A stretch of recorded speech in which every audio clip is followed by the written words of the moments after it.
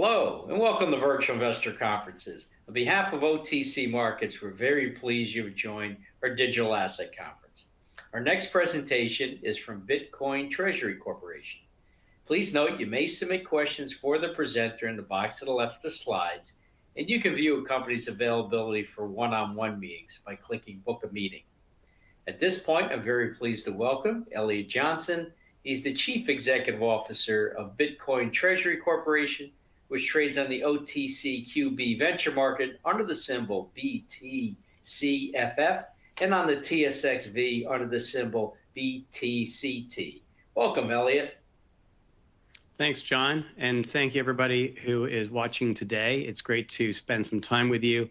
I'd like to share what we're doing with Bitcoin Treasury Corp, perhaps as an introduction to some of you or an update for those of you who've been following us since we went public last year in June.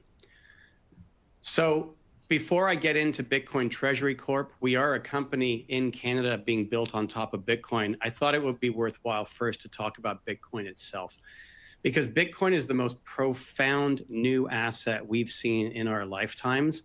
And the emphasis on this is incredibly strong because we're living in a world where fiat currency is declining in value. We've all lived through significant inflation over the past several years. That problem plagues everybody, from individuals to corporations to governments. And without fully appreciating how Bitcoin is the solution to that problem, I think it's quite difficult to see the value that you can generate building a company on top of Bitcoin. But Bitcoin treasury companies are a relatively new sector within the public markets. And there are those of us out here who are trying to pioneer this development of a new company built on top of Bitcoin. So first, let's talk about Bitcoin, why we like Bitcoin so much, why I've been a Bitcoiner since I first discovered it in 2017, and why we think it is a really good asset upon which to build a thriving business for the long term.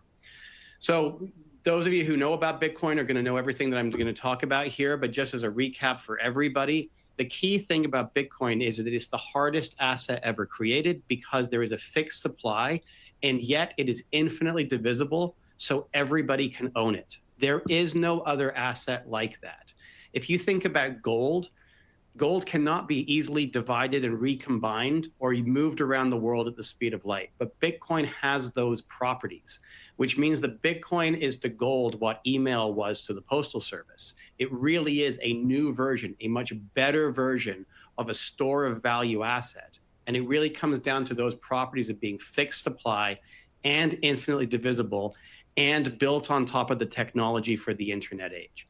This is a critical point to understand. When I discovered Bitcoin and realized that there can be more participation in the network over time without any dilution to the Bitcoin that I hold, I was sold. Because that's not true in most other assets that you own, where if you own an asset and there needs to be more, if you're a venture investor and there need to be more shares in a company for a larger group of shareholders, it typically involves some form of dilution. But this anti-dilutive property is why so many people have moved towards Bitcoin as a store of value. And yet it has the benefit of that network effect as there is adoption around the world over time. So this is an absolutely critical point. And when you fully appreciate the value of Bitcoin and the elegance of its design, you start to see how it can be a solution to many of the problems that we have today. The other key element to Bitcoin that makes it such a strong asset on which to build a company is that it's not controlled by anybody. And again, this is such a profound and important thing because it's not something that we're used to in our daily lives. When you think about the money that you have in the bank, it's really the money the bank says that you're allowed to have of the deposits that you've made. And really all of that is regulated by the government. But Bitcoin is a peer-to-peer asset where you can take ownership of it yourself. So it can't be controlled by a bank or a government. And it has proven resistant to attempts to control it over its lifetime so far. We really think that this is very critically important at the time that we are right now in the cycle of the currency. Because as time goes by and you have currencies that are weakening and losing purchasing power, it becomes increasingly attractive for governments to try to steal value from their citizens by controlling the currency. So you really do want an asset that's outside of government control. And there are other hard assets out there that don't meet this test, right? Your housing, for example, is not outside of government control. Governments can tax it. You cannot move it. It cannot be sent around the world at the speed of light. It's also true for gold. Gold famously was seized twice last century, once by the UK government at the end of World War I, and again by FDR during the beginning of the Great Depression.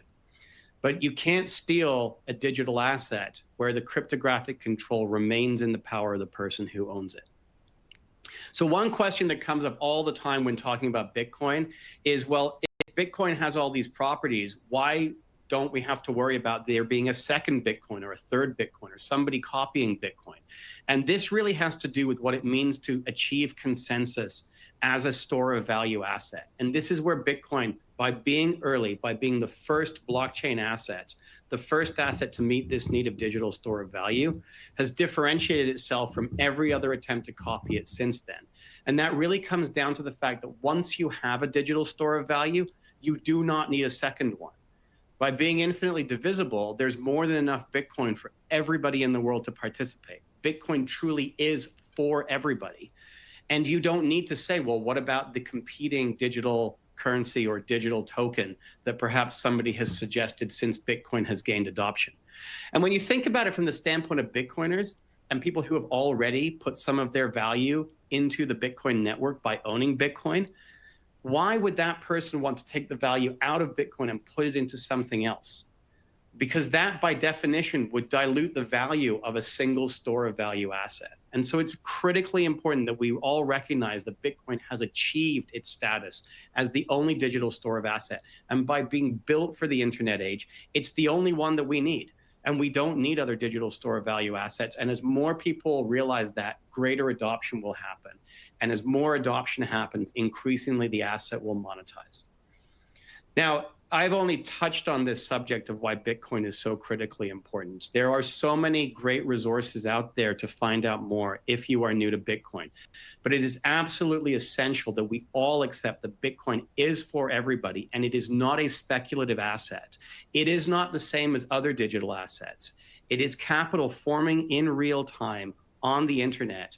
And this is why we are so confident that building a company on top of Bitcoin provides us with the ability to succeed in the long term. Because this is very much like going back to the beginning of electricity or the beginning of the internet.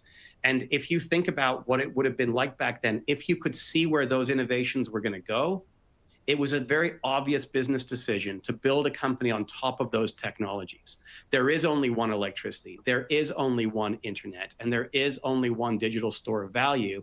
And building on top of Bitcoin, we think presents an ability for our company to compete with well-established, much larger companies here in Canada. So we are Canada's pure play Bitcoin corporation. We're the fourth largest public Bitcoin holder. The three larger than us are Bitcoin miners. And Bitcoin miners present a very different investment case than a Bitcoin treasury company because the act of mining has very different economics surrounding it in terms of being able to continually upgrade hardware to compete as global hash rate increases over time. That's not what we're doing. We are a balance sheet company. We have a treasury asset. We have 771 Bitcoin. We are looking to grow the amount of Bitcoin we have on a per share basis to drive more value for our shareholders. And we are building Bitcoin services on top of the Bitcoin that we have in order to generate more Bitcoin. We are doing this with a mind to capital preservation, with the growth of our overall reserve of Bitcoin being a goal of the company in the long term. This is important for Canadian equity investors, which is why we brought this company to market back at the summer of last year, because we saw a significant opportunity in the market here for a Bitcoin corporation to exist in Canada, because as I said previously, Bitcoin is for everyone. And so therefore, all investors need to be able to access Bitcoin. And that includes people who are constrained by Canadian equity mandates. If you have an investment mandate where you can only buy Canadian equities, you can't buy ETFs, you can't buy foreign equities, and yet you deserve to have Bitcoin as well as anybody else. So that's why we brought the company to market. We raised money in June and we bought our Bitcoin. We are now building Bitcoin services on top of that. And really, this is about providing digital capital to the world from the Bitcoin that we hold. Our equity, we think of as a way to provide digital equity to the Canadian Stock Exchange. We have convertible debt, which is a form of digital credit, and we're also lending out our Bitcoin to earn more Bitcoin, which is also a form of digital credit. And we think the digital credit market has a massive opportunity to expand in the years ahead as increasingly people realize that Bitcoin is the best collateral asset in the world. We also are embarking upon a digital derivatives program where we're going to be selling call options to monetize some of the price volatility that exists in Bitcoin, again, with the goal of increasing the Bitcoin that we own so that we can increase the amount of Bitcoin there is for each shareholder of the company. The reason we care so much, and this is a super important point, is that we ourselves are large shareholders. We have exceptionally good management alignment. Everybody on the management team bought a significant amount of the stock on our initial offering, and we're taking no salaries. We are in this to grow the amount of Bitcoin per share, and the reason we built the company in the first place was because we already were large holders of Bitcoin on a personal level ourselves. So as with any Bitcoiner, our question was, what can we do now? We already own a lot of Bitcoin, and the answer is we want to own more Bitcoin because we believe that Bitcoin is the strongest asset for the future. The reason that we're able to take no salaries is that this is the same team operating Bitcoin Treasury that also operates a business called Evolve ETFs. So Evolve ETFs is an ETF issuer, an asset manager in Canada. It's 8 years old, and we're over $8.5 billion in assets under management. And Evolve is available for sale across the country and has a great network of connections across the Canadian financial system. So we believe that we are well positioned to connect with the Canadian equity investor who desperately needs Bitcoin because there is no other way for them to access it other than through the public markets. That being said, we have been working on Bitcoin since 2021 under Evolve ETFs, where we launched one of the world's first Bitcoin ETFs back in 2021. And yet it is still very early in Bitcoin adoption here in Canada. Most institutions do not yet own Bitcoin. Most advisors do not yet own Bitcoin. It's still a minority of the do-it-yourself investors who own Bitcoin, and it is still very early days. And so I think this is true across the world as far as Bitcoin adoption goes. But just because Canada has had Bitcoin ETFs for longer than the US doesn't necessarily mean that we have more penetration and more adoption. But this is a story that we've been telling to the Canadian market now for 5 years, and we are looked to as a group of people who are thought leaders on Bitcoin itself. So the question, of course, then is, well, why invest now? And there are a few catalysts right now that shareholders are looking at when they consider our company. The first big one is that we're currently trading at a discount to the net asset value of the Bitcoin that we hold. You can see our metrics on our website at btctcorp.com. Click on the dashboard button or go to treasury.btctcorp.com to see all of the metrics of our shares outstanding and the amount of Bitcoin that we hold and our net asset value. We believe as Bitcoin sentiment improves and as the sentiment around the Bitcoin treasury sector improves, that we will be traded more closer to fair value.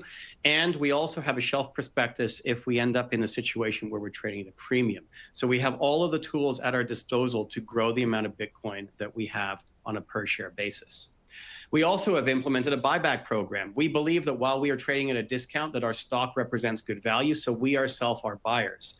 By buying back our shares, that increases the growth of Bitcoin on a per share basis. And so we're very excited to be able to do that to, again, drive Bitcoin per share growth for investors based on the market sentiment around our stock specifically. We're a pioneer in Canada, and I'll show you on the next slide. We think that the return on invested capital for owning Bitcoin puts us in a tremendously strong competitive position as it compares to other equities within the country. And we also believe that other companies are going to follow us as adopting Bitcoin as a treasury asset, because every company that has any treasury reserve whatsoever faces the problem of inflation, faces the problem of declining purchasing power of the cash that they hold on their balance sheet. And we think that over time, it will be inevitable that investors and the CFOs of companies are all going to seek a hard asset as a place to store their value rather than just simply holding treasuries or cash. This is an adoption trend we've been following very closely. If you follow Bitcoin, you'll see it's been an absolutely transformative 2 years. We hit an all-time high towards the end of last year in the price of Bitcoin, driven by adoption from nation states, for example, the US as a strategic reserve, from institutions who have been adopting Bitcoin since the US got ETFs back in 2024, corporations and individuals. Adoption is continuing because, again, debasement is the problem, but increasingly Bitcoin is gaining recognition as the solution to that. So we have a differentiated opportunity for Canadian investors. This is where we saw that there was a gap in the market in Canada. This is where we saw that there was a need for Bitcoin in a corporate structure within Canada. We offer Bitcoin where we can have it available for Canadian mandates, in brokerage accounts, in Canadian regulated structure, and we have the ability to grow the amount of Bitcoin we have on a per share basis, which is not the case if you're owning just an ETF. As I mentioned previously, the 5-year Bitcoin return beats the return on invested capital of most of the TSX60 constituents in Canada. This really puts you at a huge competitive advantage when you consider how much bigger the large companies are in Canada and how many products they have to sell to get to an ROIC that is similar to just simply holding Bitcoin. In fact, it's probably rational for many companies to stop what they're doing, sell their assets, buy Bitcoin, and allow Bitcoin itself to drive their business forward. And so we think that this will prove to be a pioneering opportunity that people will look to the success that we have in terms of thinking about how they run their business and how they operate their balance sheets going forward. So how do we do this? Well, as I mentioned, we're going to accretively accumulate Bitcoin, and we're going to deploy it across a range of financial services to institutional clients because we are seeking to be a balance sheet company. This will allow us to monetize our holdings and build compounding shareholder value. Our goal is to have positive cash flow to be able to cover the small costs of the business and accretively grow the amount of Bitcoin that we have, such that over time, our company becomes more valuable on a per share basis as we increase the amount of Bitcoin that each shareholder represents. So we're starting out by building a lending business. We put this in place towards the end of last year. We started out by building out rigorous underwriting standards, looking at the liquidity and liabilities of counterparties that we can lend to. And we are only lending to very, very high quality institutions. We are not looking to build a retail lending business. We are looking to only lend to very high quality institutions where we feel very confident that our Bitcoin will be returned and that the institution can service the debt. This is because we want to safely grow the amount of Bitcoin that we have. We don't want to take large amounts of risk and risk impairing the amount of Bitcoin that we hold in exchange for trying to seek a higher return. Because at the end of the day, we are low time preference, long-term investors seeking to have a positive business that over time will benefit from the adoption of Bitcoin and Bitcoin's growth around the world. The second business element, as I mentioned before, is what we call our price risk management program or our digital derivatives program. This is where we're selectively using options to monetize Bitcoin's volatility. We have a very deep background in this from our asset management business, and we really seek to ensure that we are taking on the minimal amount of call risk while being able to capture the premium that's available in the market for selling volatility against the amount of Bitcoin that we have. The goal of the program is to, again, increasingly increase the amount of Bitcoin that we have on a per share basis. We are not looking to sell away the upside. We are not looking to reduce the amount of Bitcoin that we have. But these are some two obvious tools, digital credit and digital derivatives, that combined will seek to generate positive cash flow for the company, positive Bitcoin for the company, to increase the value of the digital equity, which is the common shares of the business. So why should you consider BTCT now?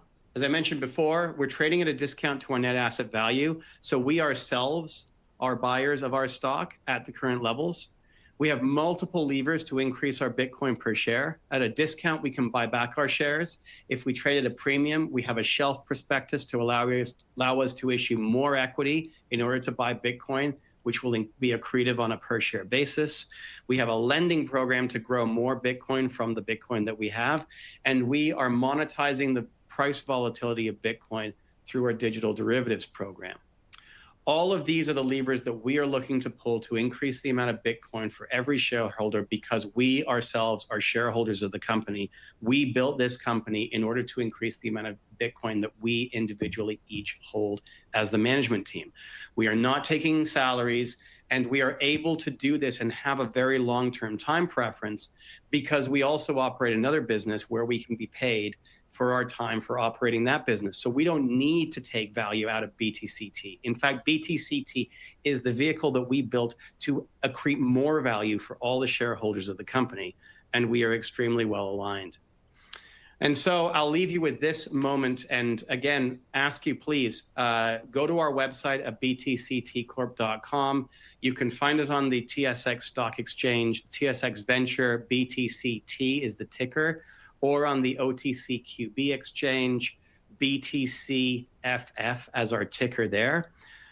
We invite you also to reach out to talk to us personally or through the meeting opportunity here with OTC Markets.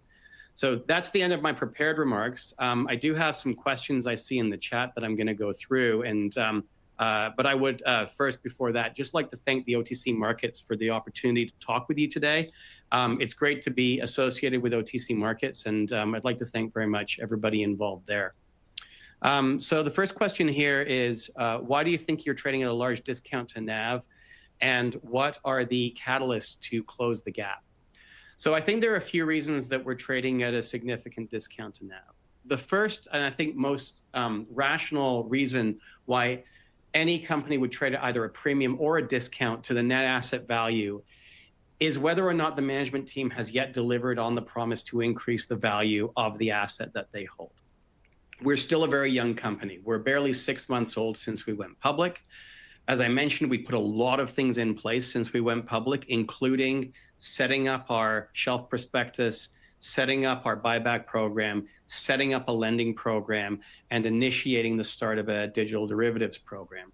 But until those things bear fruit, I think the market is pricing us at a discount until they can see that we prove that we're able to increase our Bitcoin per share growth. That's one element. I think the other element has to do with sentiment. There were a number of Bitcoin treasury companies that went public last year around the world, and some of them ended up trading at very significant discounts on low liquidity prior to closing of their offerings. We didn't go public that way here at BTCT. We actually went public much more through a more traditional IPO timeline, even though we were an RTO structure. And that timeline meant that other than the management team, every investor was free to trade on the first day that our stock went public. And we had some investors who were hoping for a quick trade, hoping for an immediate pop. And as that pop didn't happen, they started to sell.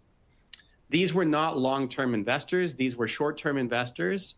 And as I mentioned, we are Bitcoiners. We have very low time preference. We are very long-term in our investment thesis. And so I think over the past 6 months, we've seen a cycling out of the short-term investors to the long-term investors. And I think as that cycling out exhausts itself and we find a shareholder group that is aligned with management's long-term time horizon, we'll see a change in the balance between buying and selling of our stock.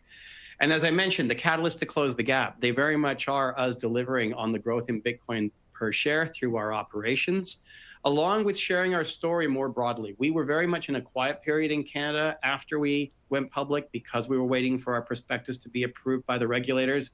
But as today, with this presentation, along with many others that we're doing here in Canada, we're really excited to be still in the early days of bringing our story to the investing market here in Canada. And I think as we bring our story to more investors, and there's increasing interest in our stock, that we will much more accurately reflect the value of the Bitcoin that we hold in our inventory reserve. Another question here, how do you define your long-term business model beyond Bitcoin ownership? I hope I've touched on this through the course of the presentation, but maybe just to zoom out a little bit and step away just from lending and derivatives. I think the real key here is that Bitcoin, by being the world's greatest asset, is going to increasingly find its way into the financial system. We spend a lot of time talking with bankers, especially those here in Canada, and the Canadian banks are only just now really starting to investigate digital assets and really starting to understand Bitcoin and how Bitcoin can work within their businesses. So we're very, very early days. And you're going to need changes in regulation, changes in capital treatment of Bitcoin, changes in all kinds of different ways in which Bitcoin is used as a reserve asset within the financial system before we get the future that Bitcoin will bring to us, which is overall a much more sound financial system built on top of a hard asset that can be held by everybody. As that future comes closer to us, it's going to be increasingly valuable to be a company that has a large reserve of this asset, because there is only 21 million. There can never be any more. And over time, as more people want to own Bitcoin, the price will go up, which means that it will become increasingly difficult for latecomers to accumulate as much Bitcoin as we have. They will need to spend more dollars on it as the dollar declines in value versus Bitcoin itself. So we think that that's going to open up massive opportunities for us to utilize our balance sheet for people who need Bitcoin and don't have access to it, but need it because it becomes adopted increasingly as a collateral and reserve asset across all forms of our financial system. And so again, this is one of these things that may seem like it's a faraway dream, but I remember when the first phones came out that were smartphones. I mean, in fact, the first BlackBerry was a Canadian company that was really the first kind of smartphone available in the world. And then we had the iPhone in 2007 and Android phones that followed, and the world changed. And it changed in so many ways that people at that time in the late 1990s couldn't predict. We couldn't predict that it was going to disrupt taxis, that it was going to disrupt hotels with things like Airbnb, that it will change completely how you communicate with your family and friends. These are all changes that came from the innovation, but there was enough in that adoption to see that it was valuable at the time. And I feel like that's where we are right now with Bitcoin. And so I think that having a company that's built on top of this asset, there's an enormous amount of opportunity for us as more adoption comes to Bitcoin through increasing amounts of institutions, governments, and other entities choosing it. And I think, as I said up front, Bitcoin is for everyone. Everyone deserves to have Bitcoin. We believe our company is going to help that along. We believe that we are providing a way in which Bitcoin can be integrated into the portfolios of people in Canada who must own Canadian equities. And we think we're very competitive with other Canadian equities who have not yet realized the value that Bitcoin can bring to their business. And so with that, I'd like to thank you again for spending time with me today. I look forward to hearing more from you. I just have a couple of other questions. I just saw them in the chat here. Are non-Canadians allowed to buy? Yes, you can buy via the OTC markets, ticker BTCFF. What could be an approximate proportion of Bitcoin inventory that the written calls could potentially represent? We would like to use as much of our inventory as possible, so long as we're able to have our call writing program up and running to the point where we believe that we are not risking any loss of our Bitcoin. And so over time, we'll be providing further updates on our call program. Can you speak to the competitive positioning versus Bitcoin ETFs and closed-end funds? Hopefully I've answered that. The real difference is that we are looking to increase the amount of Bitcoin per share, whereas a Bitcoin ETF has the same amount of Bitcoin over time. One question, who is on your management team and how are you compensated? You can find our management team on our website at btctcorp.com. We are compensated by some very long-term incentive compensation through warrants on our stock. Those warrants only vest if we're able to meet growth targets on our Bitcoin per share, as well as growth on the total value of our Bitcoin that we hold in inventory. And so we're very much aligned with only getting direct compensation when all shareholders have already had success in terms of the growth of the Bitcoin that we hold. Question here, you say you want to earn Bitcoin on Bitcoin. Have you looked into Lightning routing? Yes, we have. Layer 2, it's a very exciting place right now for Bitcoin, and we believe that there's a huge opportunity there as Bitcoin becomes a medium of exchange asset. So it's definitely on our long-term time horizon. We are starting to investigate that now, and we want to see enough liquidity in that space that it makes sense for us to use some of our assets. So it's definitely on our roadmap to look at the possibility there. And then the final question, what's the current market cap of the company? I don't have the direct number off the top of my head. It's somewhere close to about 60 million Canadian dollars. But again, if you go to our website at treasury.btctcorp.com is our dashboard, you can see that information there. And I think I'm right on time then. So that was a perfect number of questions. Thank you once again, everybody who has attended today. Thank you, OTC Markets. And I look forward to hearing from you in the future. Thanks very much.